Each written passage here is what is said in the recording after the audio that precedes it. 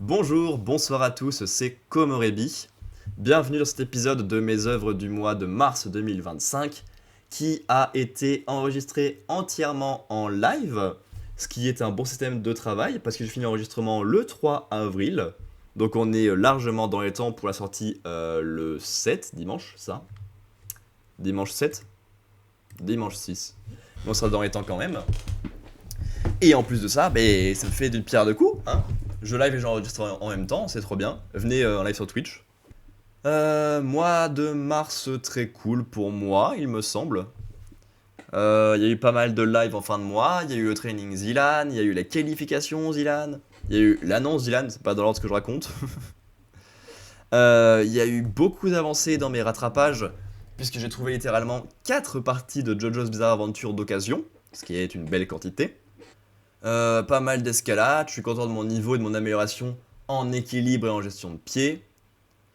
Des trucs un peu plus durs côté perso, mais ça c'est la vie malheureusement.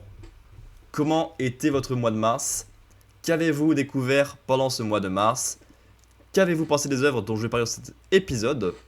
Dites-moi tout ça en commentaire et on se retrouve pour discuter à nouveau en fin de vidéo. Bon visionnage!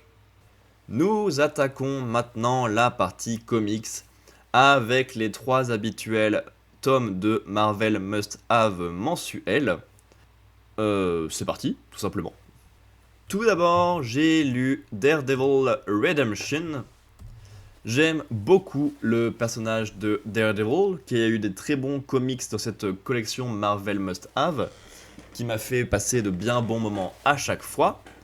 Et là, le volume que j'ai pris ce mois-ci est plutôt tombé dans la hype du personnage, vu qu'il est de retour dans le Marvel Cinematic Universe avec la série qui vient de démarrer, Daredevil Reborn, un truc comme ça, New je sais pas quoi, sur Disney+, que j'ai pas encore regardé, qui est pour l'instant pas prévu, mais tant mieux si les gens sont contents du retour de Charlie Cox et de son personnage surtout.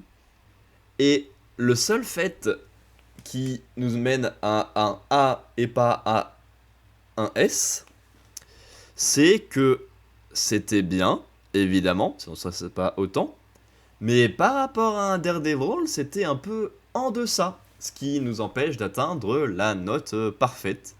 C'est un petit peu dommage. Parce qu'il y a 2 idées que j'ai trouvées sympas pour ce volume-là précisément. Tout d'abord, c'est qu'on soit un peu éloigné de New York et des quartiers habituels de Daredevil, ce qui est plutôt sympathique pour changer un petit peu la situation et les habitudes, même si c'est assez étonnant de le voir aussi loin. Et justement, ce qui vient de ça et qui change aussi, c'est qu'on voit un peu plus Matt Murdock que Daredevil, et qui change pas mal la dynamique. Alors souvent, le but c'est de déconstruire son personnage, de le mettre face à ses contradictions, face à ses croyances, de détruire une de ses 2 vies pour le faire bosser sur l'autre, en tout cas de ce que j'ai vu dans ces Marvel Must Have. Et là, c'est plus ou moins l'idée. Il est tellement loin de son quartier qu'il ne peut pas prendre son costume, sous peine que les gens fassent le lien évident entre Matt Murdock et Daredevil. Si les deux arrivent en même temps dans un lieu si reculé, il y a peut-être un indice. Mais ça permet d'apporter bien plus de choses psychologiques. Parce que il y a pas de combat de tout le volume. Et on n'est que sur une enquête pour voir si les clients de Matt Murdock sont innocents ou sont coupables, comme le croit littéralement tout leur village. Ce qui fait une belle quantité de gens à convaincre, s'il y a à convaincre.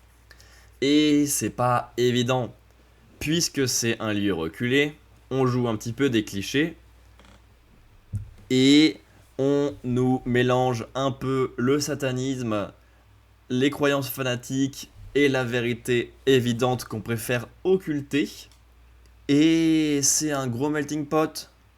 C'est un petit village, donc là où est le pouvoir, on n'emmerde pas trop, et on laisse tranquille, même si ça se voit qui est réellement la personne coupable, vu qu'elle s'en cache pas spécialement.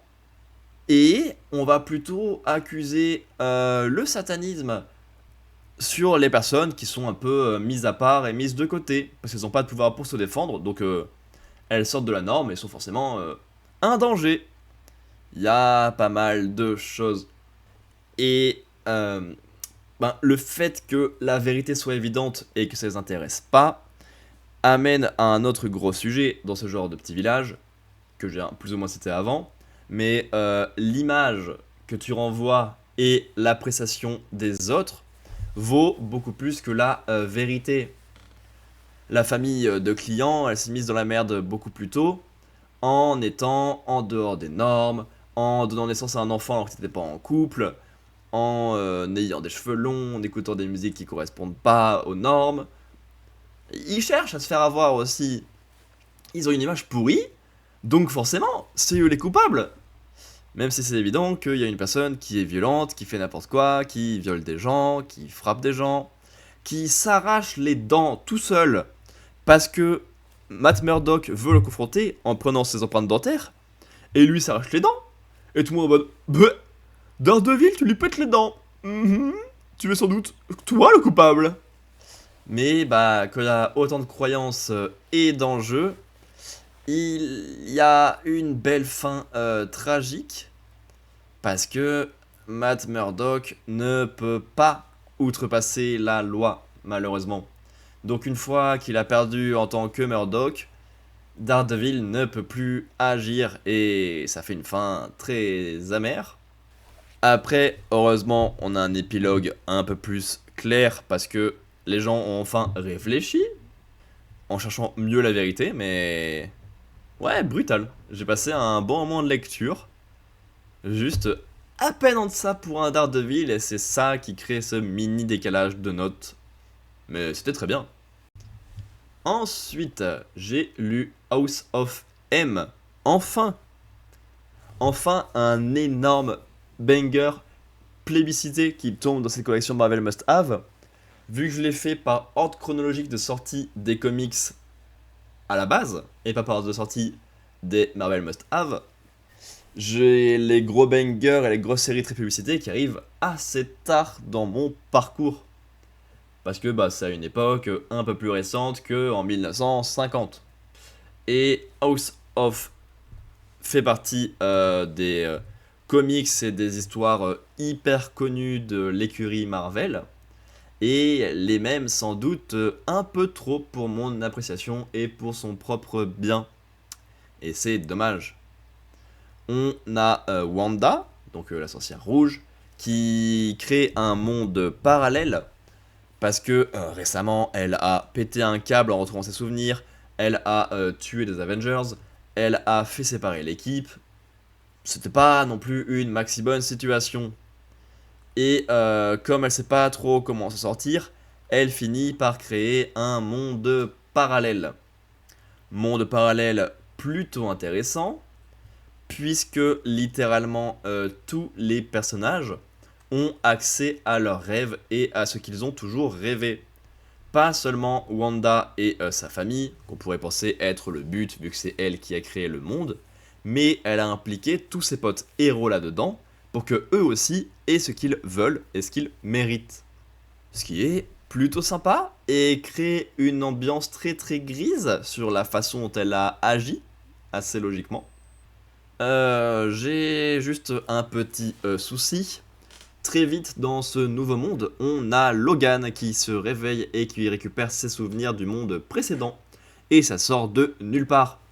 Il faut bien une personne au moins qui se rappelle pour pouvoir libérer toutes les autres et repartir dans le bon monde. Mais ça sort de nulle part.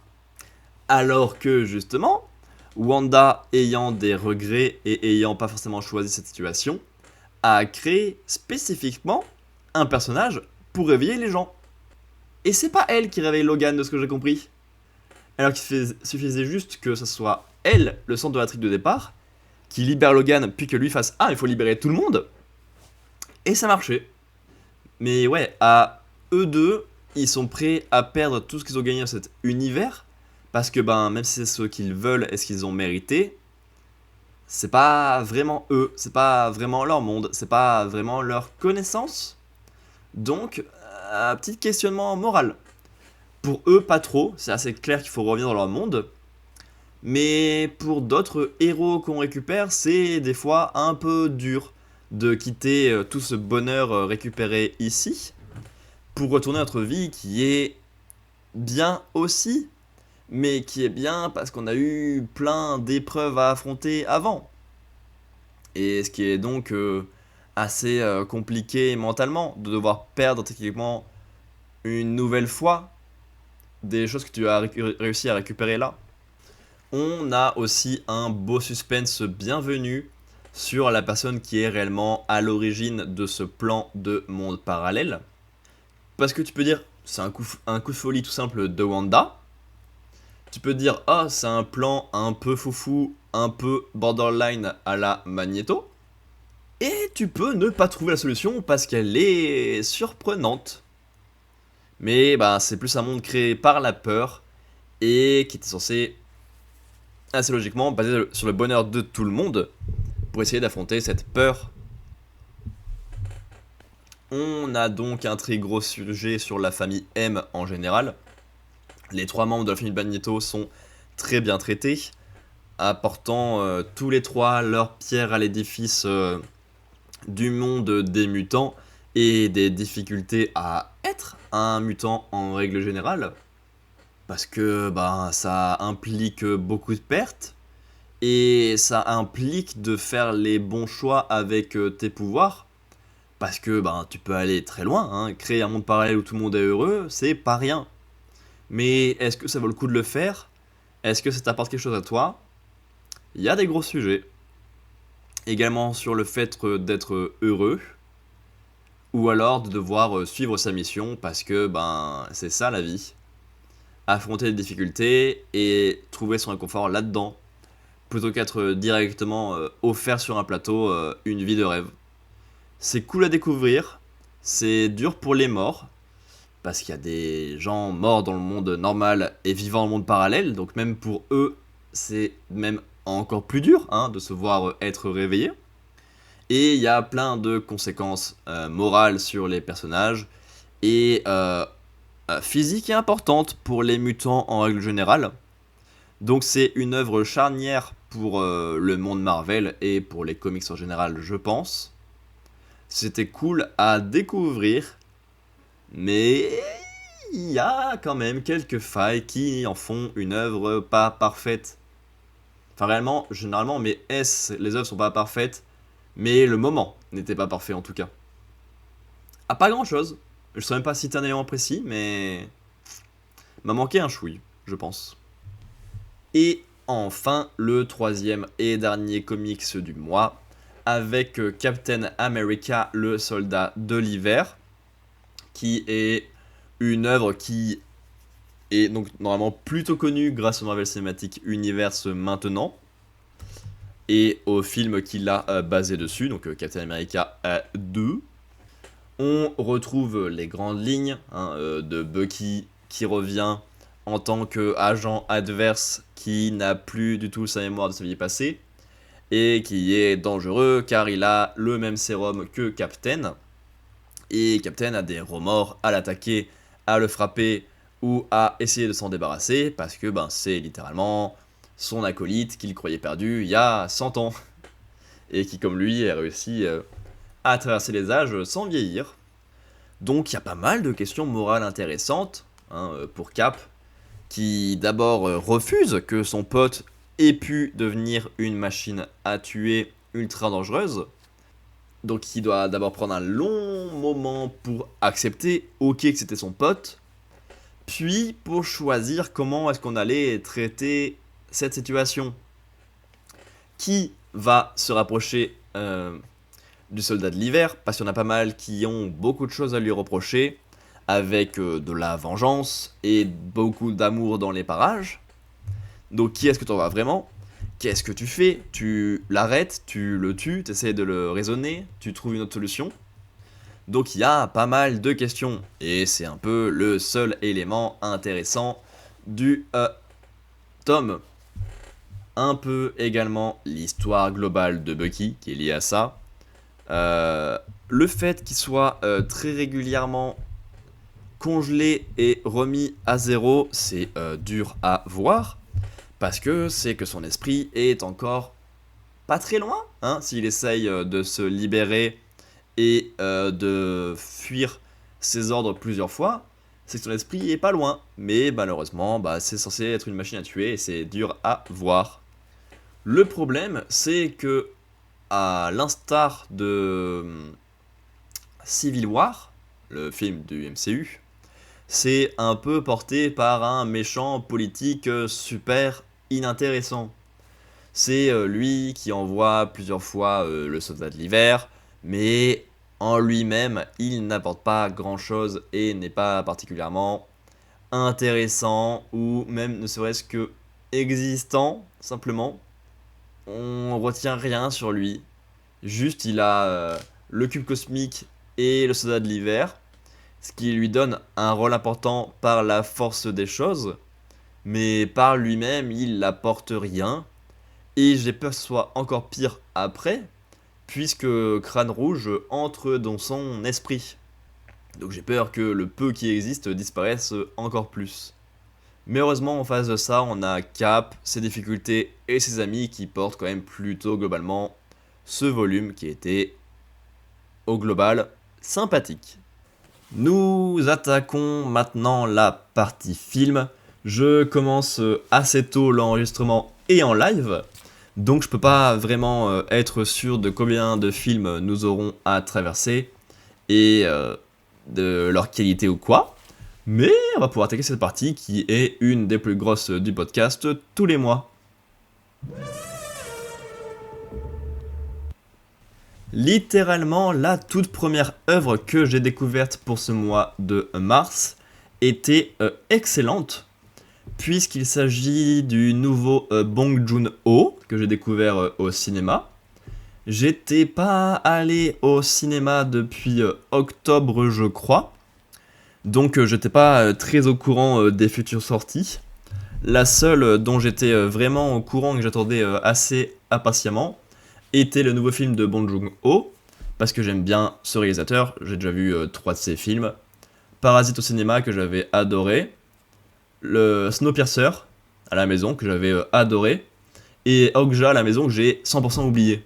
Donc c'est quelqu'un que j'aime beaucoup, on va dire, quand il n'est pas sur une plateforme de streaming qui peut plus ou moins interférer. Parce que vraiment, Okja, j'en ai aucun souvenir, c'est une folie. Et ouais, c'est le seul truc qui a réussi à me motiver à retourner au cinéma depuis belle lurette, et ça fait plaisir.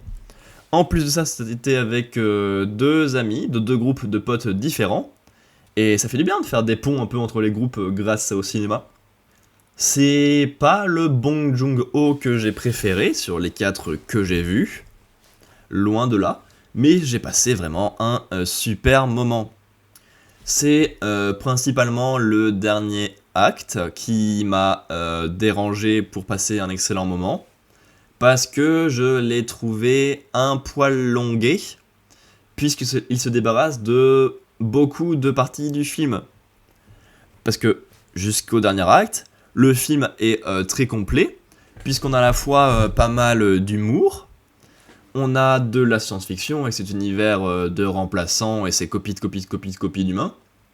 On a du social, vu que c'est du voyage dans l'espace, avec une volonté de créer une nouvelle espèce humaine parfaite en arrivant, avec les plus pauvres et les moins avancés qui peuvent se faire remplacer, être très maltraités et juste devoir mourir en boucle, et pas mal de moqueries des puissants évidemment. Donc tout ce qu'on retrouve habituellement chez Bong Joon-ho, mais bah en bien mélangé. Et le dernier acte, bah comme tout est mis en place, il oublie un peu tout et il reste que de la SF et du monstre mignon, comme il fait dans pas mal de ses films. Le problème, bah, c'est que comme il n'y a plus qu'un seul pan du film, ça en devient plus long et moins bien. Mais le film est porté par un très bon casting. Je suis très content de revoir Toni Collette, qui me glace le sang depuis que j'ai vu Hérédité, et qui est très sympathique en tant que femme du chef, mais qui prend toutes les décisions parce que le chef c'est un sacré débile. Très content de revoir Steven Yeun, que j'avais découvert dans Acharné, la série l'année dernière, qui était très très réussie. Et c'est plaisir de le revoir ici, même si c'est un petit rôle un peu humoristique, pas poussé très loin, c'est cool à prendre quand même. Et après, les autres, on les présente plus, hein. Pattinson et Mark Ruffalo, on les connaît, on connaît leur jeu, y a pas de souci là-dessus. Il n'y a que la copine de Pattinson que je ne connaissais pas, j'ai vu un film avec elle, mais... Mais ouais, j'ai passé un bon moment. Les moqueries sont très drôles sur les puissants, qui prennent des décisions à la con, veulent... qui n'ont aucun remords à tuer quelqu'un sur qui ils font des tests scientifiques sans le prévenir. Par contre, dès lors qu'il s'agit de mettre un peu ça sur le tapis en le faisant, là c'est une horreur. Et il y a plein de trucs à la con comme ça qui paraissent à la con et qui font rire, mais qui pourtant sont plutôt vrais, je pense. Il y a des personnes qui pourraient agir comme ça sans trop de soucis, et bah, c'est assez drôle à voir. On a des monstres qui marchent très bien visuellement. Il n'y a pas de grande surprise sur leur traitement si on a vu les films précédents du réalisateur, mais bon, visuellement et au niveau de leur fonctionnement, c'est très cool, donc ça change quand même. Et il y a pas mal de sujets éthiques autour des clones, jusqu'à quel point tu peux pousser l'utilisation d'un même humain en boucle. Est-ce que ça poserait pas problème de l'avoir plusieurs fois en même temps? Est-ce qu'il s'habitue à la mort à un moment? Est-ce que c'est plus simple de mourir quand on sait qu'il y a une suite ou pas? Il y a plein de sujets très cool qui marchent bien. J'ai passé un super moment, un moment bien drôle, et un moment bien humain. Derrière, j'ai vu Noob, les Arcanes Ultimes. Donc le premier film standalone après la fin de la diffusion en web-série assez régulière. Donc ça serait logiquement l'équivalent de la saison 12, mais en lâchant le format série pour faire un film. Et bah, on a malheureusement du déjà vu dans tous les sens. Ça fait un petit temps que c'est cool à voir, que c'est un projet intéressant à suivre, parce qu'il y a pas mal de monde qui bosse dessus, qu'il y a beaucoup d'efforts dessus, mais au niveau du résultat, on se retrouve un peu tout le temps avec la même chose, et c'est dommage. Le surnom du film, c'est Les Arcanes Ultimes, et j'ai jamais vu un film porter aussi mal son nom, parce que ces fameuses arcanes, je trouve qu'elles arrivent un peu au pif dans le film. Il y a un personnage qui dit « Ouais, j'ai vu que ça existait il y a 50 ans, mais on va chercher que maintenant. » Puis il y en a un autre qui le trouve par hasard d'un coup sans prévenir. Puis ben, ils sont que deux à s'en servir et ils se battent dans leur coin, loin du scénario du reste du film, qui implique tous les personnages et toutes les intrigues. Et je trouve ça étrange, parce que l'intrigue du hardcore fonctionne bien pour le reste, parce qu'elle permet d'apporter un peu d'enjeu et d'impact, avec toute mort définitive pour les personnages.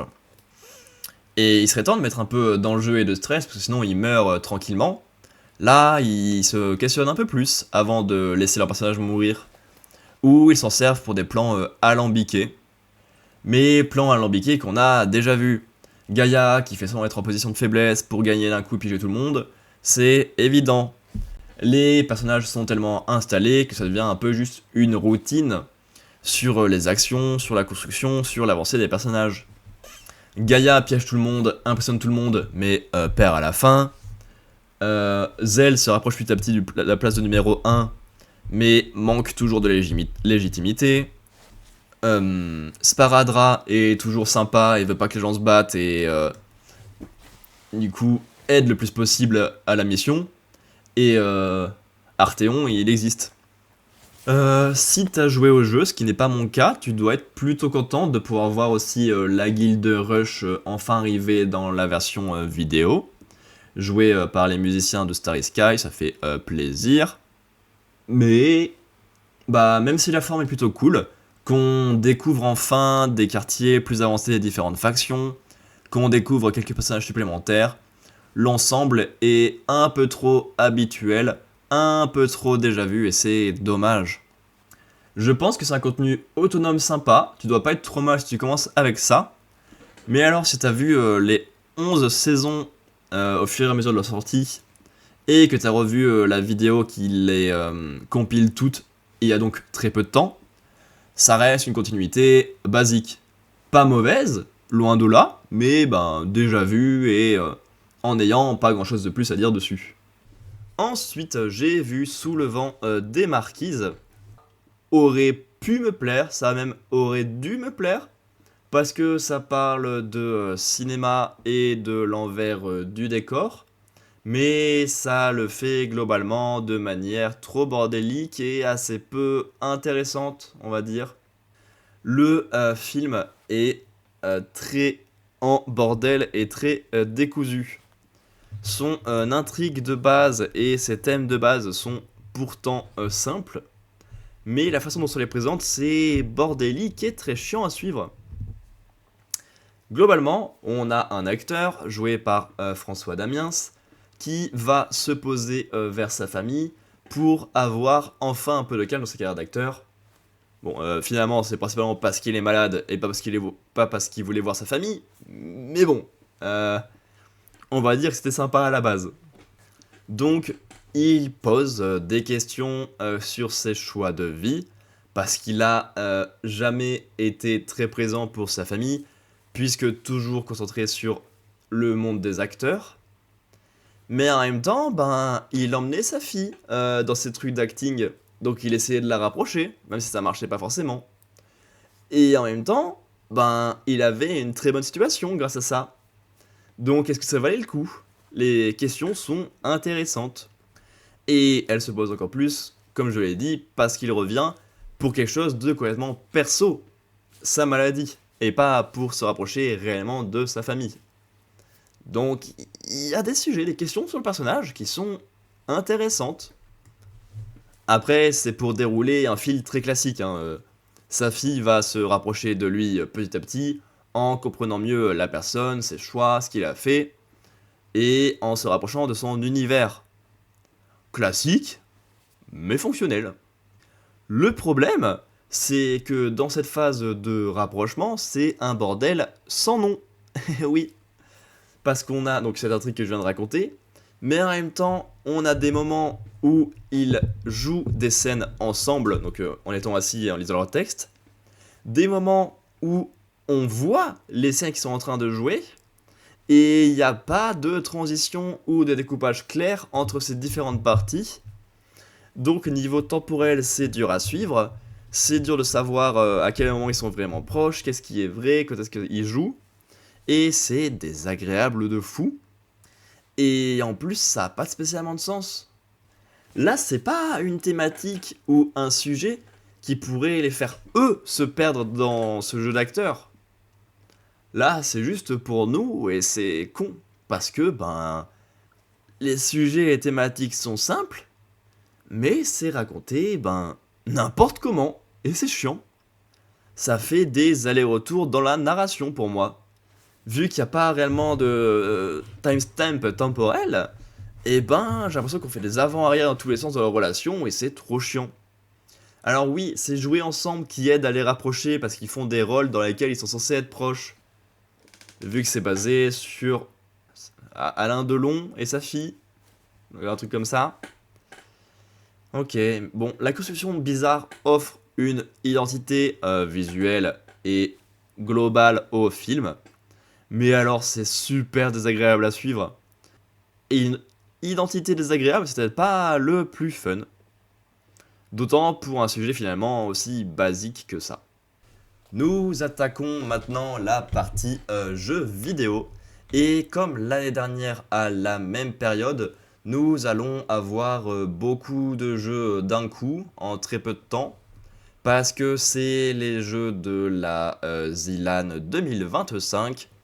Et soit c'est des jeux auxquels je rejouerai pas parce que j'ai pas kiffé du tout et je me suis forcé pour mon arc Zilan, soit c'est des jeux en multi qui ne feront pas beaucoup bouger mon avis en rajoutant des heures par-dessus.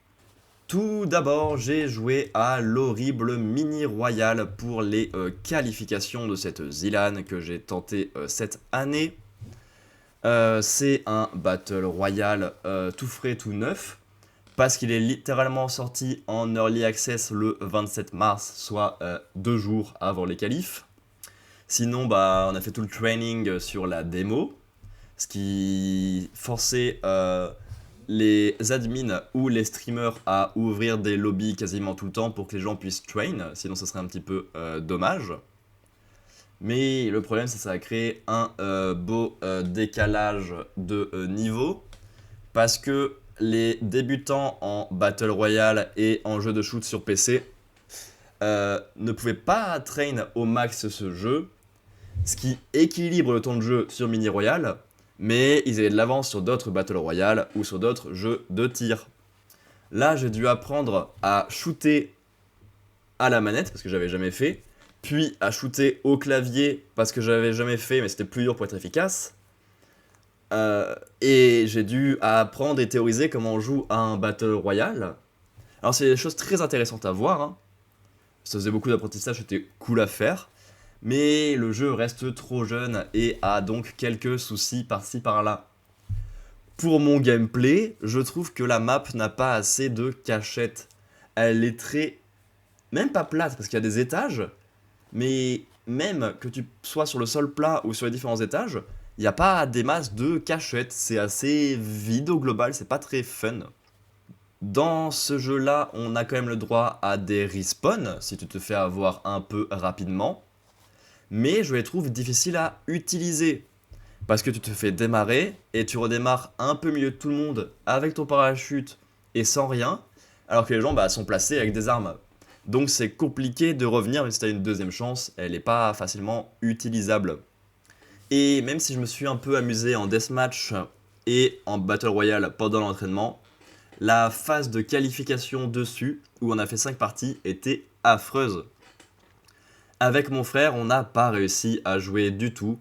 On s'est fait démarrer en boucle et on était à une partie de finir 485ème sur 485, je pense.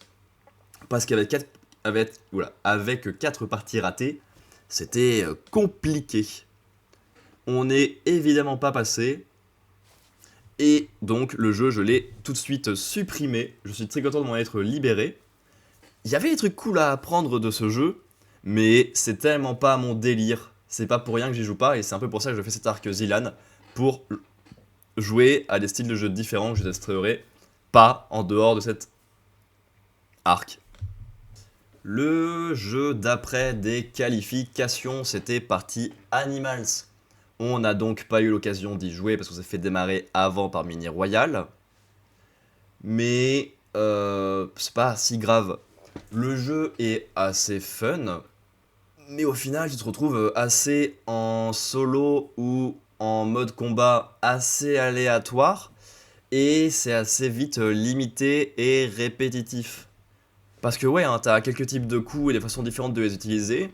J'ai regardé pas mal de vidéos de tips and tricks, et même comme ça, le jeu paraît pas avoir un niveau de skill exceptionnel, et paraît assez aléatoire.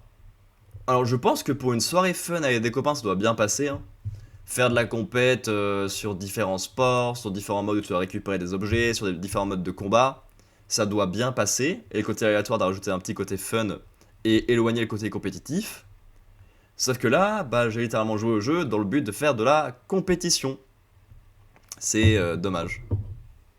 Parce que je trouve que c'est un peu désarçonnant et ça fait pas spécialement envie d'apprendre de vraies méthodes efficaces. C'est pas hyper confortable. Et en plus de ça, donc le côté apprentissage et joueur qui était pas foufou, il reste le côté spectateur, et ça, je suis pas convaincu. Les jeux de combat à voir, c'est cool, mais les jeux de combat où t'as pas de barre de vie, où c'est assez aléatoire, et où tu peux nous mettre 8 personnes sur le terrain en même temps, je suis pas convaincu que ce soit agréable à regarder. Et vu que c'est des jeux Zilan, je teste un peu le fun de base du jeu, le fun à apprendre en compète et le fun à regarder. Assez logiquement. Ensuite, j'ai testé Ultimate Godspeed car c'était l'étape d'après dans les qualifications.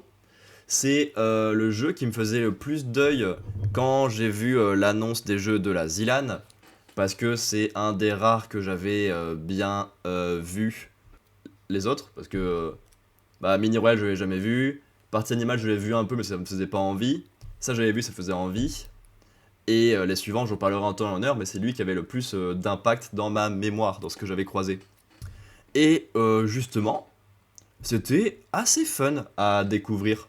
Même si j'ai joué beaucoup avec des inconnus et qu'on perdait un peu le côté compétition, un peu fun et bébête avec les copains, ça marchait plutôt pas mal en compétitif pur avec les inconnus. Sans doute aidé par le fait que j'y arrivais bien, mieux que les deux précédents jeux en tout cas, mais ça doit aider pas mal. Mais même, le principe est trop cool. Tu fais ta petite course tranquillement, et après, soit tu mets des plateformes pour t'aider à faire des cuts et aller plus vite, soit tu mets des obstacles qui gênent les adversaires, mais qui peuvent te gêner aussi. Et c'est une très belle façon de faire un risk and reward qui marche bien. J'ai pas spécialement eu d'apprentissage, et hormis quelques cuts et quelques bugs exploits, je suis pas sûr qu'il y ait beaucoup d'apprentissage à faire. Peut-être juste les meilleures façons de poser ses pièges et une connaissance parfaite des maps, et ça suffit, tu vois. Ce qu'il faut pour avoir un bon skill cap, ça marche bien. Et comme c'est avec des gens différents et des obstacles différents à chaque fois, les parties sont pas répétitives. Et donc ça doit bien marcher en soirée entre copains. En plus de ça, je le trouve très agréable à regarder. À la compète, je trouve qu'il passe très bien. T'as la course, tu vois bien qui est devant ou pas, t'as le choix des objets, le choix de comment les placer, t'as les points qui augmentent si tu te moques des adversaires, si tu bats ton PB, si tu améliores le temps global du circuit, si tu fais tomber les gens dans ton piège. Ça marche hyper bien. Ça me donne très envie de tester Ultimate Chicken Horse, qui est donc le jeu de base du studio, et qui est littéralement la même chose, le même principe, mais en mode jeu de plateforme. T'as quelques plateformes, il faut arriver au bout. Plus tu arrives vite, plus tu gagnes de points. Plus tu fais tomber les gens dans tes pièges, plus tu gagnes de points. Et justement, tu construis des plateformes et des pièges entre chaque manche. C'est juste un peu dommage pour les bugs qu'il y avait apparemment. Mais en même temps, à la base, c'est pas du tout un jeu prévu pour le compétitif. Et ça a fait bosser de fou la petite équipe de développeurs pour qu'ils puissent offrir un mode compétitif en très peu de temps. Donc c'est déjà très bien joué de leur part et on peut les remercier pour ça, je pense. Et enfin, on termine les jeux des qualifications avec Chained Together. Vous avez bien vu, oui, oui, oui. Mes notes sont littéralement dans le sens inverse. J'ai fait C, B, A, S. Et les jeux se jouaient littéralement de cet ordre-là. Donc plus ça allait, plus c'était des jeux que j'aime. Mais le problème c'est que chaque jeu était éliminatoire. Donc c'était compliqué de survivre au premier quoi. Donc heureusement qu'il y a eu le training dans lequel j'ai pu jouer aux autres jeux. Parce que sinon si je m'étais limité qu'à Mini Royale, ça aurait pas été une bonne expérience les premières Zilan côté joueur je crois. Alors Chained Together, pour le coup j'y ai joué que en solo. On n'a pas réussi à faire une session avec mon frère. En même temps c'était pas pertinent, on savait qu'on serait éliminé avant le top 4 des duos. Mais c'est dans ma besace. J'ai prévu quelques lives en duo prochainement. Et dans la liste, on a It Takes Two qu'on doit reprendre. On était à 3h30 de jeu, il nous en reste encore un beau moment. J'ai 2 démos que j'ai pas pu tester parce qu'elles étaient multijoueurs et que je suis monojoueur, à moi tout seul. Et il y a Chained Together en duo que j'aimerais beaucoup tester pour voir comment ça rend de faire les sauts et les mouvements en étant attaché à quelqu'un. Comment est-ce que tu arrives à allier les deux pensées. Et voir comment est-ce que certains obstacles sont modifiés. J'ai vu qu'il y avait des crânes que je trouvais chiants en solo qui n'existent pas en multi, par exemple. Et donc ouais, j'ai fait la montée tout seul en 2h30 en me servant des checkpoints pour pas avoir à gérer la frustration. C'est une part importante des jeux de ce style, mais comme c'est littéralement mon premier jeu de ce style, je voulais pas non plus mettre trop de frustration d'un coup. Et encore, les checkpoints, je les ai activés au bout d'une demi-heure de montée, histoire de valider mon temps de speedrun Zilan comme prévu. Bon, il y a un petit lore, mais ça on s'en fiche globalement, ça prend juste un démon sur l'écran de temps en temps et un peu de sous-titres, ce qui prend de la place pour pas grand-chose. À plusieurs, le jeu doit être très cool, mais ça j'ai très envie de le tester. Le speedrun doit être très bien à apprendre, parce qu'il y a pas mal de cuts à faire qui demandent un bon niveau et un sacré routing, je pense. Et surtout, une gestion du mental, puisque c'est la hauteur à la fin des 30 minutes qui compte, pas ta hauteur max que tu as eu pendant les 30 minutes. Et donc, tu as un gros travail mental qui te fait dire qu'il faut peut-être jouer plus safe et éviter de tomber.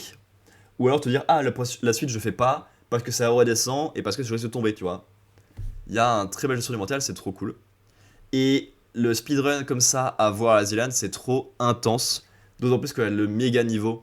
Le speedrun Céleste dans le top 3 l'année dernière, j'avais adoré. Là, le speedrun Chain Together à la fin des qualifs, j'ai adoré. Pour moi, c'est le jeu de cette Zealand. À voir, à apprendre, à découvrir. J'ai adoré. Et enfin, dernière œuvre que j'enregistre pour cet épisode de mes œuvres du mois de mars. Avec Speedrunners, on continue notre arc Zilan. Il y a 4 jeux qu'on a un peu testé plus longtemps parce que c'était les 4 des qualifs. Il en restait 4 auxquels on n'a pas touché parce qu'ils n'étaient pas au qualif. Et que je découvre avec 2 heures de jeu chacun. Speedrunners était largement celui qui me faisait le plus envie de la liste. Déjà parce que c'est de la plateforme course arcade et ça me correspond vachement plus que les 3 autres jeux. Et ensuite parce que j'ai déjà joué avec mon frère sur Switch pendant une dizaine d'heures et que c'était trop cool. Ça m'a fait plaisir de revenir dans le jeu après bien longtemps sans y avoir joué. C'était fun à jouer et à découvrir en live. Je pense qu'il y a une bonne partie amélioration et apprentissage qui doit être sympa, où tu apprends les maps avec les différents chemins et les caisses et tout. Parce que quand tu es premier, tu es collé au bord de l'écran, donc tu ne vois pas les obstacles à l'avance. Donc il y a un beau boulot à apprendre les maps pour pas ralentir parce que tu es trop rapide. En même temps, il faut apprendre à regarder les objets obtenus par tes adversaires pour pouvoir les esquiver en faisant bien attention. Je pense qu'il y a donc une belle courbe d'apprentissage et pour l'humain et pour le jeu qui débloque des nouvelles maps et des nouveaux objets petit à petit. J'ai testé un peu le classé et le en ligne pendant mon live.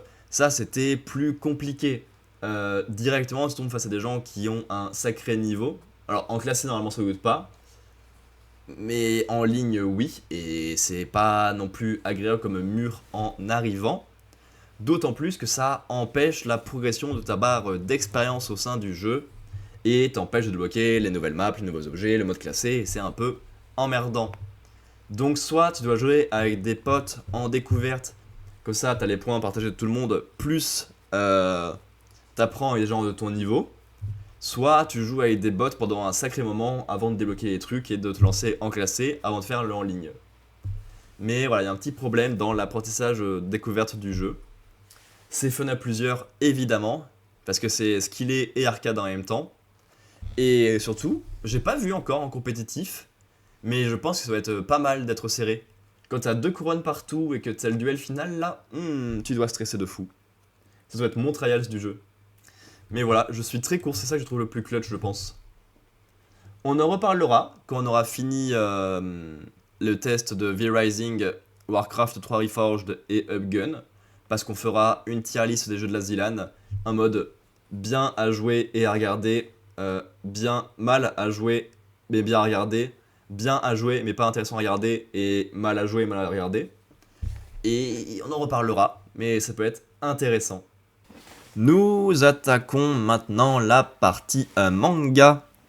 On est le 17 mars, donc je prends un peu d'avance.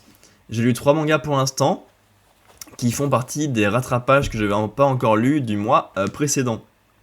Et je sais pas du tout à quoi va ressembler ce mois, parce qu'il reste plus non plus énormément de jours, que j'ai toujours lu aucune nouveauté de ce mois-ci, parce qu'on a essayé de se servir du pass culture de mon frère et que c'est un bordel. J'ai les parties 7 et 8 de Jojo Bizarre Adventure que j'ai récupéré d'occasion aujourd'hui et la semaine dernière. Donc ça me fait un peu plus de 50 tomes à lire en plus d'un coup. Je sais pas dans quel ordre ni quand.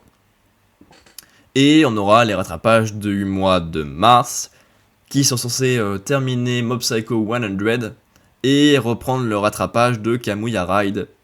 Le problème c'est que je sais pas qu'est-ce que j'aurais réussi à lire à la fin du mois, parce qu'il ne reste pas non plus tant de jours que ça. Tout d'abord, j'ai lu le volume 12 de Mob Psycho 100 et j'ai passé un bon moment. Le niveau est assez aléatoire avec ce manga, mais il y a des bons moments. Alors que, j'adore faire cette blague, avec One Punch Man, c'est aléatoire aussi, mais c'est que dans le négatif, c'est aléatoire. Ici, on a le droit à 2 combats qui sont plutôt propres, puisqu'il restait debout Mob, le grand chef de la griffe, et son dernier grand général. On a Mob qui les défonce, utilisant ses pouvoirs, classico-classique, mais qui est en même temps dans la compréhension. Parce qu'il a peur de devenir comme eux, parce que c'est une possibilité, s'il s'enferme dans ses pouvoirs, s'il les utilise pour lui, ou s'il se fait contrôler par quelqu'un de méchant qui veut les utiliser pour lui. Donc c'est des trucs qu'il pourrait connaître et qu'il a peur d'affronter. Donc il les affronte dès maintenant et essaye de les comprendre pour voir comment est-ce qu'ils en sont arrivés là, comment est-ce qu'il pourrait en sortir et qu'est-ce qu'il peut leur apporter. Et bon, le premier c'est facile, ce personnage est utilisé depuis belle lurette par le chef de la griffe. Il le sait, mais il refuse d'ouvrir les yeux et de changer. Mais voilà, ça lui sert de coup de pied final pour se lancer et c'est très cool. Et l'autre est terriblement seul et terriblement confiant sur ses pouvoirs, tellement qu'il se sert des autres seulement comme batterie externe pour ses pouvoirs, et finalement pas une personne très agréable. Et voilà, ça nous donne un beau combat, parce que les passes d'armes sont plutôt cool en mode stupidement puissant, mais en même temps, comme on est axé sur les sentiments de Mob et sur ce qu'il apporte aux autres, on a une belle évolution commune entre lui et le méchant, et c'est intéressant. Parce qu'avoir juste des passes d'armes jolies, mais sans aucun fond pour les personnages, c'est nul. One Punch Man! Alors que là, bah c'était bien. Et même le final, il est cool. Il est très doux amer, ça marche très bien. Le volume en vrai est super. Peut-être le meilleur de la série. Ensuite, j'ai lu le volume 13 de Mob Psycho 100 et c'était tout de suite beaucoup moins bien. En même temps, après un magnifique tome qui conclut un arc narratif sur un combat hyper réussi, derrière, quand t'es un peu en transition, en mise en place et en blabla, c'est plus compliqué. Parce que la transition est bien longue, elle fait quasiment tout le volume là. Et alors, généralement, j'aime plutôt bien les transitions, les mises en place, plutôt que les guerres. Ça, on se sait. Mais c'était assez vide et assez longué. On a le droit aux conséquences du combat contre la griffe, avec un nouvel employé récupéré pour Reigen. Et c'est dommage, le personnage concerné était plutôt intéressant, mais une fois employé, il apporte pas grand chose. Même si lui et Mob ont de nouvelles envies pour l'avenir, ce qui les rend un peu plus autonomes et questionne un peu Reigen sur ce qu'il fera s'il a plus de gens utiles de son entreprise. Et surtout, la vraie conséquence, c'est un brocoli géant qu'on voit sur la couverture qui a poussé dans la ville et qui attire pas mal de monde, que ce soit monstres, aliens ou n'importe quel clan, parce qu'il est chargé d'énergie. Mais avant d'en parler, on a le droit à une chasse aux monstres très vide. C'est un personnage chasseur de monstres qui arrive, qui demande de l'aide à Reigen. Reigen demande ses 2 pouvoirs d'y aller, il défonce les monstres, enfin... On est littéralement dans l'arc de l'association des monstres de One Punch Man, et c'est donc pas intéressant. Il y a des trucs cool, cette transition. J'aime bien le fait que Mob se pense populaire, parce que les gens le regardent un peu plus, parce que les gens lui parlent un peu plus. On en est au point de se questionner si c'est vrai, que les gens l'apprécient plus, ou s'il se fait juste des films basés sur pas grand chose, parce que ben il est dans cet âge-là, de soit se déprécier, soit s'adorer beaucoup pour pas grand chose. Mais bon, bah ça suffit pas. Et sinon, on a le maître du culte de Psychocast, Casque, qui arrive et qui apparaît. Ce qui est étrange puisqu'il s'agit de mobs à la base, qui supplante la population et contrôle tout le monde mentalement par la nourriture. À voir où ça va mener. Mais bon, bah c'est assez vide comme volume. Il est important pour mettre en place la suite. Mais à lire en lui-même, c'était pas une grosse claque. Et enfin, j'ai lu le volume 14 de Mob Psycho 100, le dernier que j'ai en possession actuellement, et l'antépénultième tome de la série. Je veux dire, c'est bizarre de se dire qu'il reste que 2, mais en même temps, bah, le volume s'est terminé sur la fin d'un arc, donc bah, tu peux très facilement lancer un arc de 2 volumes et conclure. Le volume est pas mal, il y a des petits soucis par-ci par-là où c'est pas exceptionnel, mais ça marche plutôt bien. Mon vrai gros problème, c'est qu'il y a une bonne partie du volume où on nous fait du suspense sur l'identité réelle du maître du culte du psychocasque. Alors qu'au volume d'avant, il y a Smile qui est parti tout seul, qui s'est posé sur l'arbre, et qui a dit « Bah tiens, j'en profiterai bien pour devenir dieu ». Et là, le maître psychocasque est devenu un dieu, et semble être une créature de plante qui bouge toute seule. Et Smile a disparu. Mais qui peut bien être le méchant? Ah, le suspense Et bah ça alourdit le volume pour pas grand chose. Heureusement, derrière, le combat est hyper intéressant. Quand on est juste face à face entre Smile et Mob, c'est hyper intéressant. Parce que c'est littéralement l'ennemi qu'il connaît le plus et qu'il comprend le plus. Il y a aucun risque qu'il devienne comme Smile un jour, mais ça reste la personne avec qui il a passé le plus de temps qu'il affronte depuis le début du manga. Et ça marche trop bien. Ils sont trop mignons. Ils se rendent compte qu'ils ont besoin de l'un de l'autre, qu'ils sont en fait potes et qu'ils peuvent se comprendre. Et bah c'est cool de voir un combat comme ça. Parce que monsieur, je veux devenir un dieu pour que tout le monde m'aime, c'est pas ça qu'il veut. Il veut juste une personne qui l'aime sincèrement. Ce que lui fait déjà avec Mob, du coup bah quand Mob le comprend, il peut lui rendre l'appareil et c'est trop mignon. J'ai adoré ce que le volume raconte, parce que les personnages se rendent compte enfin de qui ils sont vraiment et s'acceptent l'un l'autre, le duo est super, et ça conclut super bien leur aventure ensemble, mais le début galère pour rien, la fin, il y a un petit suspense sur un deuxième maître du psychocasque qui arrive à la fin, et qui détruit la gueule de Smile. Donc là, il y a un petit suspense pour lancer l'arc final, je suppose, avec une fin triste pour ce volume-là. Le volume est bon, mais juste un poil trop lourdingue pour ce qu'il voulait raconter. Mais bien joué, les personnages sont bien, hein, c'est ça qui est cool. Ensuite, j'ai lu le volume 14 de Spy X Family, ou Spy Family, en fait, je me pose la question que maintenant, peut-être que c'est comme pour Enta Enta, on prononce pas le X, je ne sais pas. Volume assez moyen. Je sais pas trop quoi en faire. Parce qu'on a une partie rapide avec les résultats des examens de Anya et de sa classe. C'est des résultats, quoi. Il n'y a pas grand chose à en dire ou d'intéressant à en tirer. Derrière, il y a une petite fête dans le but de rapprocher Damien et Anya. On l'a déjà vu plusieurs fois. Mais là, ils sont mimi sur la fin quand ils dansent enfin ensemble. Et que de l'amour et des secrets se dévoilent un petit peu. Le problème, c'est que c'est pas écouté parce que ça paraît improbable. Donc finalement, on a juste du fun, ce qui est cool à lire. Mais au bout de 14 volumes, c'est un petit peu trop et c'est embêtant d'avancer aussi peu.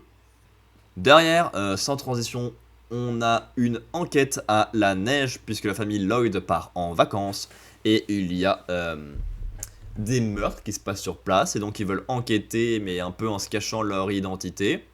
Et en fait, bah, c'est ellipsé, donc on n'est pas très avancé.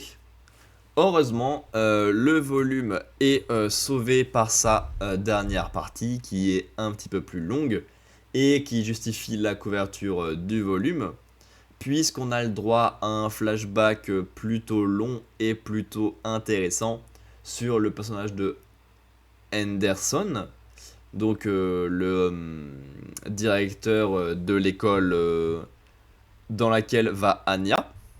Il y a beaucoup de sujets qui sont traités, puisqu'il était à l'école dans les prémices et les premiers pas de la guerre qui est le sujet principal du manga.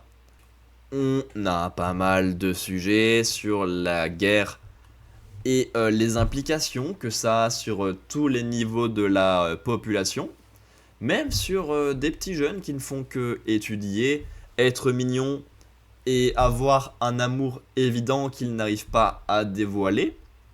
Et donc ça offre un sujet anti-guerre plutôt touchant et plutôt bienvenu, qui montre maintenant que ça fait quand même d'assez longues années que c'est un sujet de merde, qui crée des problèmes chez tout le monde, qui les empêche de vivre leur vie, leurs rêves et leurs romances parce qu'ils n'arrivent pas à se dévoiler et qu'ils en ont encore moins l'occasion avec la guerre, qui les force à faire des mariages forcés parce qu'ils pensent que leur véritable amour est mort, qui peut créer des familles hyper compliquées parce qu'on est face aux tyrans du pays, qui peut créer des expériences sur des enfants.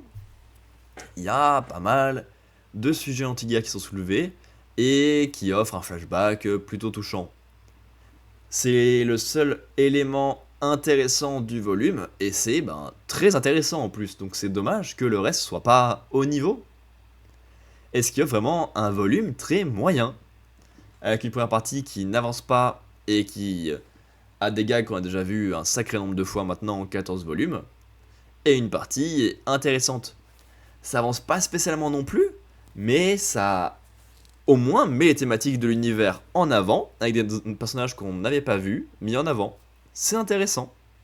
Ensuite, j'ai lu le volume 8 de Magus of the Library, et c'est compliqué.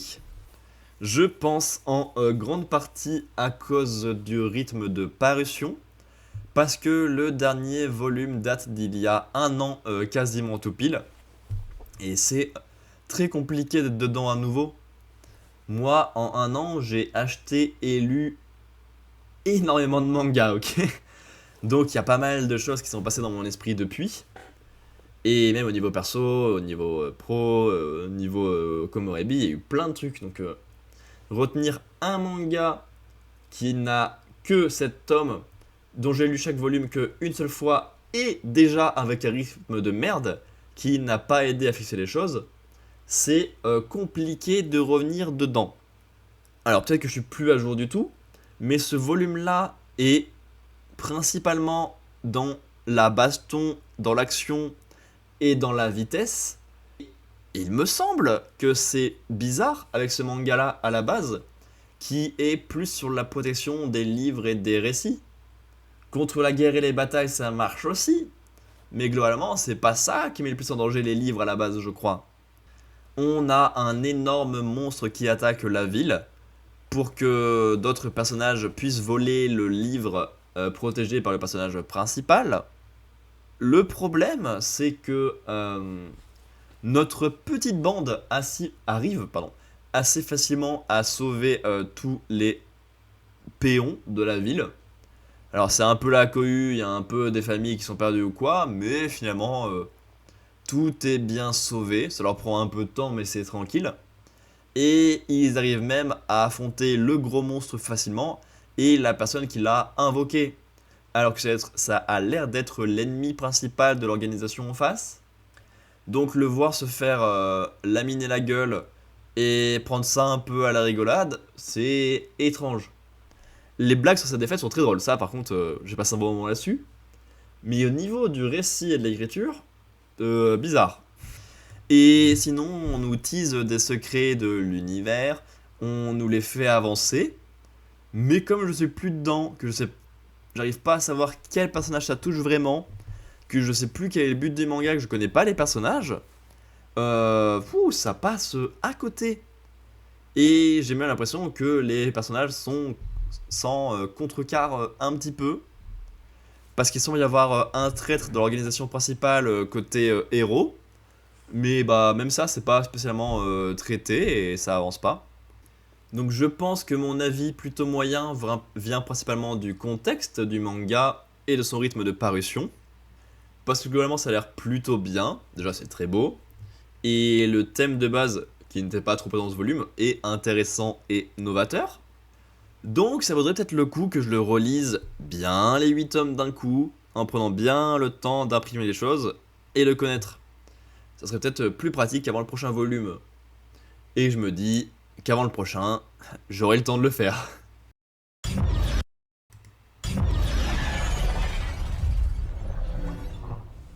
Ensuite, j'ai lu le volume 19 de A Couple of Cuckoos et c'était pas bien.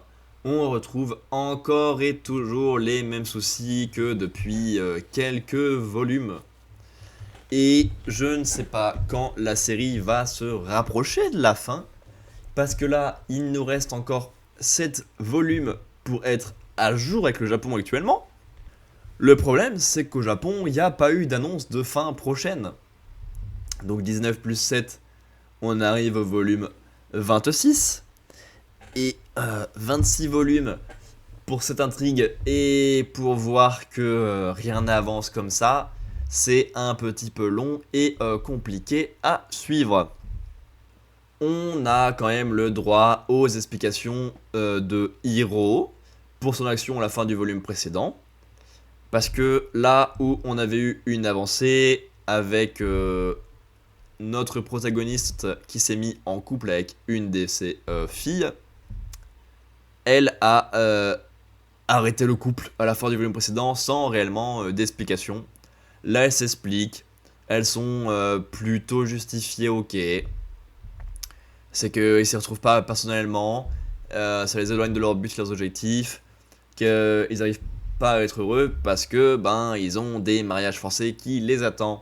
Donc ça serait compliqué de goûter autant le bonheur si ça se finit pas ou mal à la fin. C'est ok, mais peut-être que ça aurait été bien de faire ça avant de les mettre réellement en couple pour éviter de faire un pas en avant, 15 pas en arrière à chaque fois. Peut-être que ça aurait été mieux. Et donc on en profite pour faire le tour à nouveau des 3 autres filles. Erika est contente de le retrouver dans leur maison et dans leur promesse et dans leur petite vie tranquille. Assez osef. Mais beaucoup moins que la partie de Ai. Parce que celle-ci fait un concert. Point. Ça n'a aucun lien entre eux. Vraiment, ce personnage me perturbe depuis le début. Et je sais pas à quoi en faire. Franchement, on pourrait la retirer, ça changerait rien. Même la longueur du manga, elle serait pas spécialement raccourcie sans elle, donc ça changerait pas grand chose. On a à nouveau un peu de Erika, puisqu'on va dans une soirée mondaine organisée par son père, qui montre que le monde mondain, c'est pas que de l'instinct, mais c'est beaucoup d'apprentissage au fur et à mesure de faire des fêtes de ce genre-là. D'accord. Il souhaite un successeur précis parmi ses 2 fils, alors qu'il y en a un qui est plus proche et qui a toujours été là, tandis que l'autre n'a pas forcément de lien avec lui vu qu'il n'a pas grandi avec lui et sa façon de voir le monde. Donc c'est le seul truc qui peut être un peu intéressant dans ce volume-là, mais je suis pas sûr de savoir où ça va aller et à quel rythme ça va aller surtout. Ah ouais, oh, j'ai écrit... Parce que là, il nous reste donc Sachi, sœur, avec laquelle il a grandi toute sa vie. J'ai écrit, elle est à fond dans les révisions et veut sa queue.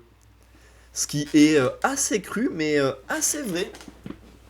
Elle ose enfin se dévoiler parce qu'elle prend du plaisir aux révisions et se dit que ça les rapproche encore un peu plus, qu'elle pourra donc aller à l'université que lui et que là, ils pourront sortir ensemble.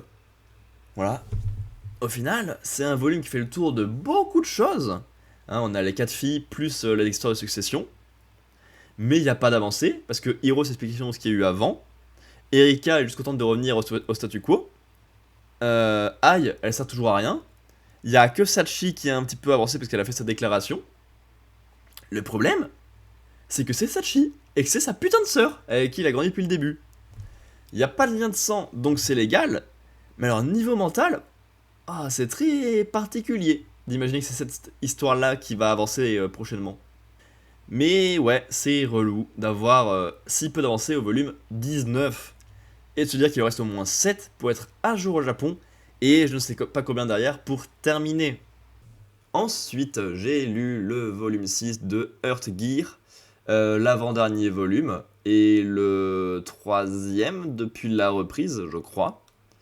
La reprise a offert un rythme assez compliqué à la série, d'autant plus que le découpage me paraît assez violent. Pour moi, les 3 premiers tomes étaient plutôt humains et parlaient de pas mal de sujets, alors que les 3 derniers en date sont quand même pas mal dans la bagarre. Et c'est quand même tout de suite moins intéressant, la bagarre, la bagarre, la bagarre.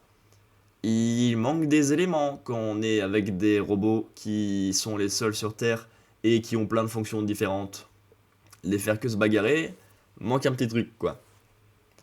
Et justement, ce volume-là est assez long, puisque nos 2 protagonistes ne font que un trajet dans ce volume-là, sous la protection de cette équipe bleue que nous voyons sur la couverture. Donc ça fait déjà 4 nouveaux robots à présenter, qui sont avec nos 2 alliés, et qui font juste le trajet jusqu'à Evenland, qui est teasé depuis un petit moment. Et juste avant le Evenland, il tombe sur l'équipe d'attaque, qui est constituée de plusieurs membres également. Et il y a une grande baston générale entre littéralement tout le monde, ce qui fait un volume assez lourd. Il y a beaucoup de sujets qui sont traités grâce à cette bagarre. Par exemple, les missions dans les robots qui éloignent la guerre. C'est-à-dire qu'ils font juste leur mission, donc il peut y avoir des bagarres à cause de celle-ci, certes, mais derrière, il n'y a pas de ressentiment, et ça s'arrête dès que la mission est terminée. Et il ne peut pas y avoir de guerre. Mais en disant ça, je ne suis pas spécialement convaincu, parce que si les missions sont un peu longues et contradictoires, et que personne n'arrive à prendre le dessus, ça peut être très long, et une bataille très longue, c'est littéralement une guerre. Donc je suis pas convaincu de leur plan, mais effectivement, ça veut dire que les batailles sont facilement arrêtables. Que ce soit le camp d'attaque ou le camp de défense, les deux ont des missions liées à la seule humaine encore en vie. Donc qu'elle meure ou qu'elle arrive à destination, les robots arrêteront de se battre seconde une. Et forcément, dans ce cas-là, il ne peut pas y avoir de guerre. Alors que pourtant, tout le monde est dans la bataille, hein. Que ce soit pour le plaisir d'affronter des gens trop forts, pour mourir parce qu'ils en ont marre d'être en fonctionnement et qu'ils n'ont jamais trouvé quelqu'un pour les arrêter, soit pour attaquer selon leur mission, soit pour défendre selon leur mission, soit pour défendre par amour. Il y a plein de sujets. On a quelques beaux moves de bataille, mais bon, ça reste de la bataille, donc c'est pas passionnant. Mais la partie sur les deux personnalités de notre robot principal est sympathique. Et la partie où le personnage humain essaye de s'en sortir toute seule, alors que beaucoup de robots se battent pour elle, est très bienvenue. Donc c'est un volume avec de bonnes idées, mais un peu ralenti dans son exécution par trop de batailles. Ce qui en fait un volume assez en dents de scie, on va dire. Ensuite, j'ai lu le volume 16 de Fortnite of the Apocalypse, le premier de la deuxième partie de l'œuvre, et j'ai passé un bon moment. C'était très cool. Pendant une bonne partie du volume, on ne suit que Anne Galad et Donnie, les deux premiers membres de l'équipe de Perceval. Sans Perceval, parce qu'il a eu une fin un peu difficile sur la fin de la première partie. Et ceux-ci sont plutôt efficaces et stylés, après cette ellipse temporelle, qui leur a fait un bien fou, tant pour le Kera design que pour la confiance en eux que pour leur mission. Ça marche très bien. Ils se font pas tout seuls parce qu'ils sont en infiltration dans Camelot et c'est plutôt dangereux. Donc ils sont aidés par plein de camps différents. Gauter, des Seven Deadly Sins qu'on connaît, Pelgard, littéralement un des chevaliers adverses, et Titis, un nouveau personnage du camp des gentils. Donc c'est littéralement 3 camps différents.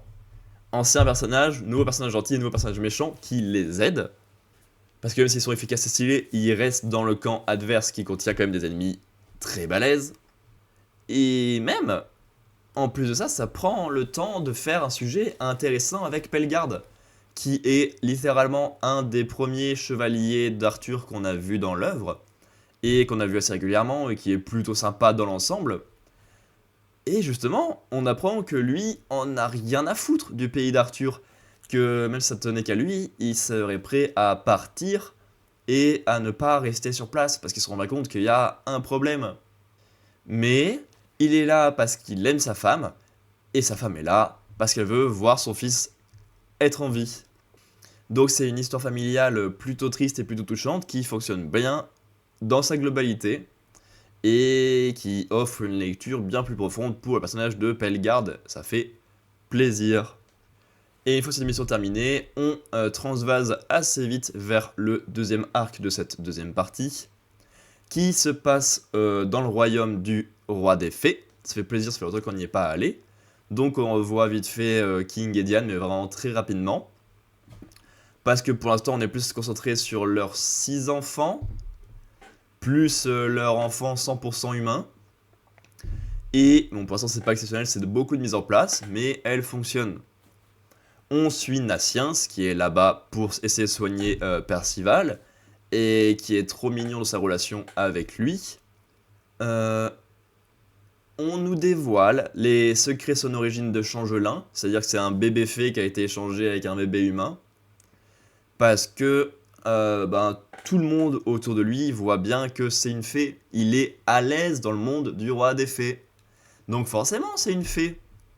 Tiens donc, on a un personnage humain qui a besoin de produits pour pouvoir tenir dans le royaume du roi des fées, et qui est jaloux de toutes les fées. Je me demande bien comment il va réagir quand il va se rendre compte que Naciens est le vrai fils légitime. Ah là là, quelle question difficile à traiter. Mais, même si c'est assez évident de ce qui peut se passer, ça donne un peu envie de voir. Parce que j'ai un peu envie de voir comment il va se rendre compte que être un humain, c'est tout aussi important qu'être une fée. Parce que l'important, c'est d'être soi, et en étant soi, on peut apporter beaucoup aux autres, peu importe notre origine de base. Et par contre, j'ai réfléchi après ce volume.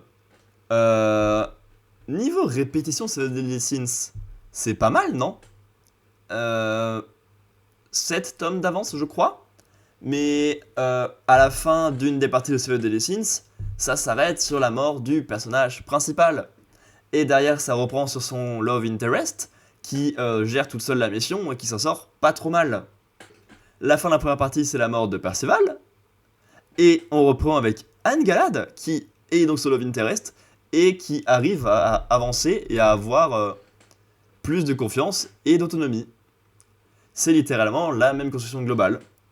Parce qu'en même temps, faire terminer une partie sur la mort du personnage principal, mais montrer que ses espoirs et ses ambitions sont toujours là dans les autres. Et enfin, on termine la partie manga de ce mois de mars avec le volume 20 de Yawara, le dernier volume de la liste. Et j'ai un petit peu envie de dire enfin. Oh, l'œuvre était quand même globalement longue. On peut dire que c'était pas toujours fun et que c'était pas toujours assez de renouvellement pour être intéressant. On a globalement 2 matchs dans ce volume-là pour terminer les Jeux Olympiques de la catégorie tout poids confondu. Ils sont plus durs pour Yawara, elle les gagne pas facilement et pas en one shot, elle doit lutter d'abord pas mal. Mais bon, ça reste pas passionnant. Les adversaires sont cool, hein. C'est Jody et Tereshkova. Ces 2 adversaires qu'on a teasés il y a bien longtemps et dont on attend les matchs depuis bien longtemps. En plus, Tereshkova, il y a un gros sujet sur le fait que son pays veut plus participer aux JO et qu'elle est toute seule. qu'elle a tout donné pour bosser et même sa mère a apprécié ses sacrifices. Et Jodie, c'est juste la meilleure pote de Yawara, tout simplement. Donc il y a des petits sujets en plus là-dessus. Et surtout, les combats sont pas trop découpés par autre chose. Souvent, t'as du suspense dans le combat, même si on sait évidemment qu'elle va gagner facilement. Et c'est découpé par des intrigues d'amour à la con, par des enlèvements, par plein de trucs. Et là, c'est l'est assez peu.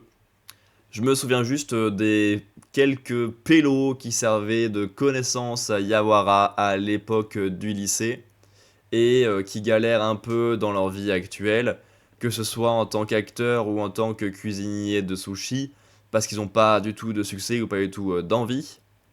Mais en voyant Yawara se donner à fond, et ben ils sont prêts à repartir de l'avant et c'est cool. C'était pas des personnages mis en place avant, pas des personnages intéressants, mais écoute, Yawara a un pouvoir gigantesque. Et derrière, alors que les personnages sont un peu plus libres et un peu plus prêts, ça met super longtemps pour dévoiler leur amour quand même. Et ça commence à être un peu lourdingue, on va pas se le cacher. Ça fait longtemps qu'ils se tournent autour et qu'ils acceptent pas. Comme ça, on dirait que je suis un peu à charge sur ce volume-là. Mais comme c'est le dernier volume et que ça utilise enfin tout ce qui a été mis en place très doucement depuis le début, ben c'est le meilleur volume, tout simplement. C'était un très long voyage, ça c'est sûr. Peut-être sympa, mais 20 tomes c'était bien long, parce qu'en plus c'est pas des volumes courts. Et je pense globalement que c'est pas un bon Urasawa, selon mes calculs. Avec des thrillers et des trucs un peu plus courts, ça doit être plus efficace. Et malheureusement, pour l'instant, ben, j'ai lu que Yawara, qui est sportif et long, et Asadora, qui a l'air d'être thriller, mais qui a un rythme de parution assez lent et qui est donc assez peu clair sur la direction qu'il prend pour l'instant. Alors que dans sa besace, Urasawa, il a quand même quelques mangas très connus et reconnus, quoi. Nous attaquons maintenant la partie roman. Il s'agit de la troisième catégorie qui est apparue dans les 3 épisodes de cette année pour l'instant. Film et manga, j'avais pas de doute là-dessus. Je sais que ça allait apparaître facilement dans tous les mois. Mais BD, bah, pour l'instant c'est raté parce que j'en ai lu 0 depuis le début de l'année. Jeux vidéo, je joue pas souvent, donc on a eu la chance de terminer beaucoup en début d'année, mais en mars, je sais pas. Série, c'est pareil. Et roman, c'est celle qui me questionnait le plus, parce que c'est quand même assez long à lire. Et finalement, elle aura le droit à sa catégorie ce mois-ci aussi, donc c'est cool. C'est un peu grand comme image. J'ai lu et j'ai terminé Marche ou crève de Stephen King en littéralement un mois. Le livre est moyen. Il est déjà plutôt sexiste. Alors, c'est écrit par un homme en 1960-70, mais il n'empêche que ça reste quand même plutôt très sexiste. On a 101 personnages masculins qui ont le droit à des belles valeurs sportives, d'entraide, de dépassement de soi, de sport, et qui ont littéralement le droit à tout traitement possible. Et les quelques personnages féminins qu'on aperçoit, c'est juste les nichons, le cul, baiser, baiser, baiser. Et t'es en mode bah ouais mec, c'est super, mais peut-être que t'as un problème avec ta vision des femmes, on sait pas. Hein. Peut-être que peut faire autre chose qu'être au décor. Hein. Mais en même temps, le roman est basé sur 100 personnes qui doivent marcher le plus longtemps possible à 6,5 km/h aux États-Unis. S'ils marchent moins vite que ça, ils décèdent tout simplement. Donc évidemment qu'il va y avoir que des hommes. Bon, du coup, en se disant qu'on va avoir le droit à 5 jours de marche non-stop avec 100 personnes, et dont la seule limite pour chacun c'est s'arrêter égale décéder, on se dit que ça va être plutôt redondant et qu'on va avoir un roman qui tourne un petit peu en rond. C'est effectivement un peu ce qu'on a. Les personnages se rassemblent, on n'en connaît que très peu, il y en a beaucoup qui terminent de la même façon. pour voir à quel point la situation de base est monotone, le résultat est même pas tant que ça. Là, Stephen King a plutôt bien joué son coup là-dessus. Ça arrive assez bien à mettre des gens à la limite pas tout à fait pour la même raison, en tournant un peu plus les choses, à mettre des personnages un peu plus brutaux, à mettre un personnage mystérieux, à mettre un personnage qui aide, à faire des fuites, à faire des attaques, à mettre des pétages de câbles, des pétages de corps. Il y a pas mal de trucs qui passent. Et ouais, on voit bien la dégénérescence des corps et des esprits au fur et à mesure des 5 jours. Parce que les façons de penser et les peurs sont pas vraiment les mêmes et évoluent bien. Donc là-dessus, ça marche plutôt pas mal pour la situation de base. Mais il y a des trucs trop bizarres à l'écriture. Alors, oui, quelques personnages deviennent amis. Oui, ils peuvent un peu vouloir aider les autres. Que son pote aille plus loin, mais qu'en même temps, ça t'aide à aller plus loin, vu que tu as encore un pote. Le problème, c'est que ça arrive beaucoup. Et que donc ça fait traîner plus longtemps l'œuvre et traîner plus longtemps la course. Donc ce qui n'est pas non plus hyper positif pour les candidats. On a un personnage qui connaît tout de la course, qui est là assez souvent en queue de peloton, qui connaît la bonne vitesse parfaite, et qui est tout seul tout le long. On nous dévoile son identité et pourquoi est-ce qu'il sait tout à toute fin. Et le résultat est pas spécialement passionnant. Et en plus, c'est pas une réponse que j'attendais impatiemment, donc ça m'est un peu passé à côté, ça c'est dommage. Et surtout, la fin qui cut dans le vide très violemment. À la fin, on enchaîne les morts à une vitesse immense. Le mec se retrouve tout seul. Et au moment où on va lui demander quel vœu il veut, il part en courant, parce que son esprit est brisé. Alors oui, ça montre qu'il n'y a aucun gagnant, mais ça c'est évident, dans un jeu où tout le monde marche pendant 5 jours, et se détruit le corps et l'esprit. Mais ouais, la fin est rapide et en autre boudin. Dommage, parce qu'il y a des thématiques et des sujets intéressants, mais on sent bien que c'est vieux au niveau du traitement des femmes, et que c'est le tout premier écrit entier qu'il a fait. J'ai vu ça sur Wikipédia. C'est sorti en 79 sous le nom de Richard Bachman. Donc tu pourrais dire qu'il a fait ça plus tard avec un autre nom parce qu'il en avait un peu plus honte. Mais en fait, c'est son tout premier écrit terminé. Donc il y a des faiblesses, il y a des maladresses de début d'écrit, c'est normal. Merci beaucoup d'avoir suivi cet épisode jusqu'ici. N'hésitez pas à lâcher un pouce, à partager ou à commenter, ça me ferait très plaisir. N'hésitez pas à venir en live, voir les enregistrements, voir les discussions cinéma, manga, culture et escalade, à voir plein de gaming, de quelqu'un qui n'est pas très gaming à la base. Ça me ferait très plaisir. On se retrouve le mois prochain pour un prochain épisode de mes œuvres du mois, assez logiquement.